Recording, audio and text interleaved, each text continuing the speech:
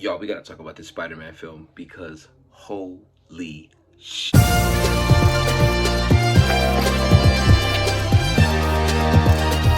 Welcome back to Tuned Up Gaming, ladies and gentlemen. I had a whole different video planned for the first official upload on here. I was gonna talk about the whole Game of the Year race that's already so tightly contested right now. There's games that haven't even come out.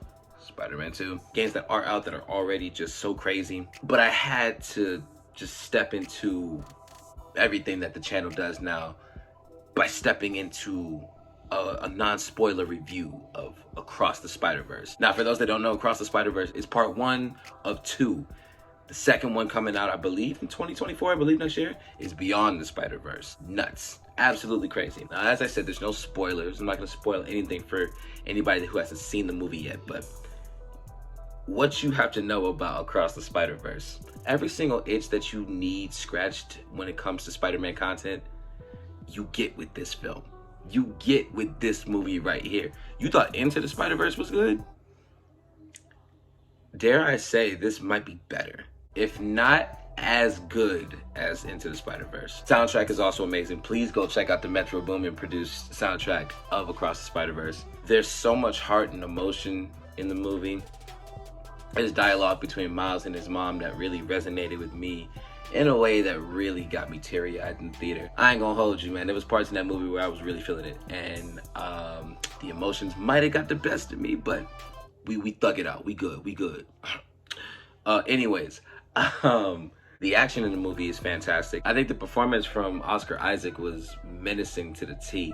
Him as Miguel O'Hara, whoever casted that, whoever said, yo, we need Oscar Isaacs as Spider-Man 2099, hats off to you.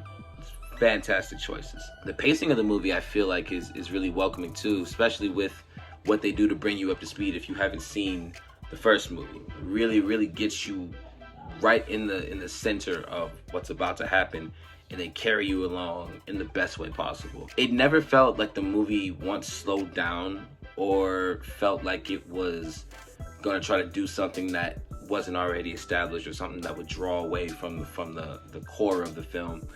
So it was really nice that for something as big as this, they didn't really overdo anything and they didn't do less. They didn't undercut and they didn't overshoot. The biggest thing with Across the Spider-Verse, though, it really put to bed the doubt that I had with it going into it.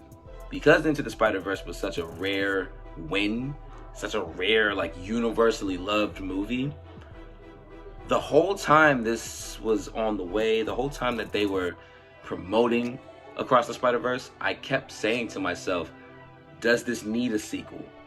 And I feel like that's an honest thing to say with a lot of things. Like, there's debut albums that you'll get, and you'll see that, the artist still put out that debut title and put a 2 next to it, and you wonder, was this necessary? And then, with sequels, there's many times you get one great movie and then they decide to make a sequel and the sequel barely lives up to it. So it's like, all along the lines of when they announced the movie and when the promotion was happening, and I really just was questioning, what's the point? Why do we need a second one of these? I'm happy to say all of that has been put to bed. I think Shameik Moore really killed it as Miles in this movie. He already killed it in the first one, but he really stepped it up. And it's crazy because this is all voice acting. These are all faces that are just, having lines recorded in and edited in, but the emotional weight that's carried from the performances in the film, I feel are one of the biggest strong suits of it. Like I said at the top of the video, man, if you're one of those Spider-Man fans, and I say this a lot, Spider-Man has a weird fan base. There are people, like certain content creators, that feel that if Spider-Man doesn't suffer, then it's not a Spider-Man movie. It's not a Spider-Man. Spider-Man needs to have consequences. Yeah, if you're that type of person, don't worry. Trust. There's enough that happens in this movie for the suffrage to continue. Another thing that they do well is the use of the multiverse storyline doesn't feel overdone, and it doesn't feel tired this time around. We have so much multiverse content with Spider-Man. There's a whole multiverse arc in the Ultimate Spider-Man cartoon. The video game Shattered Dimensions with Madam Web getting together 4 different Spider-Man across different universes. You know, the list goes on and on and on. But the multiverse concept, I feel, was done so well and so fluid in this iteration of that storyline. And it was really beautiful to see. The animation was fantastic, and it was really beautiful to see, like, just different shades and different blendings of so much. It was unbelievable is what I'm trying to say.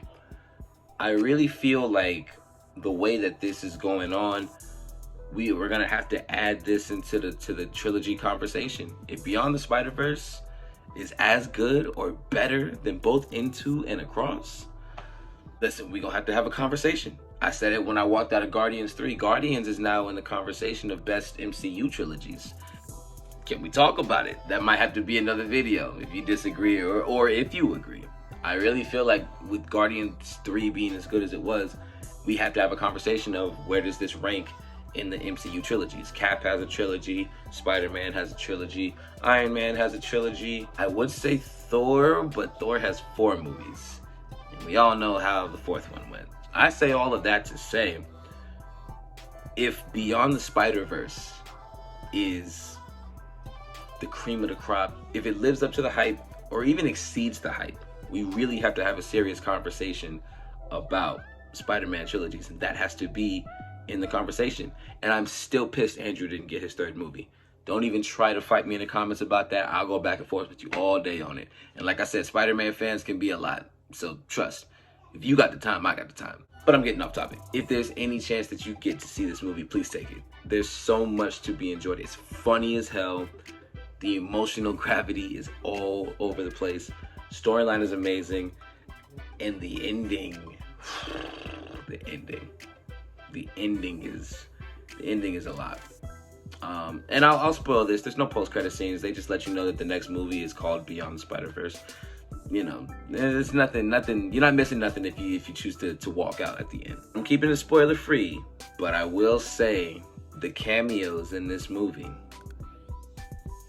I sat next to some pretty lame people, unfortunately, but I was freaking out over the surprises in the film. There's Easter eggs to everything. There's so many references. There's different key points and Easter eggs. It's beautiful. It's absolutely beautiful. Please, when you get the chance, go see Across the Spider-Verse. If this hasn't said enough, I hope it will eventually, someday. The soundtrack was fire, movie was fire, and I cannot wait to see what they do in the 3rd film. That's it for this review right here. Next video we got coming up is going to be about the race for Game of the Year. There's a whole lot of contenders right now, and I would love to dive into that with y'all. I got some gameplay videos on the way, got another movie review on the way. We got so much coming. And again, this is all new. This is the brand new channel. This is the start from scratch, build something new type thing. So like, share, subscribe. I appreciate it. You can donate if you want to support the channel because we are trying to upgrade the setup. Thank you so much for watching. I'll catch you in the next one. It's your boy Gerrad-OBrien, and I'm out.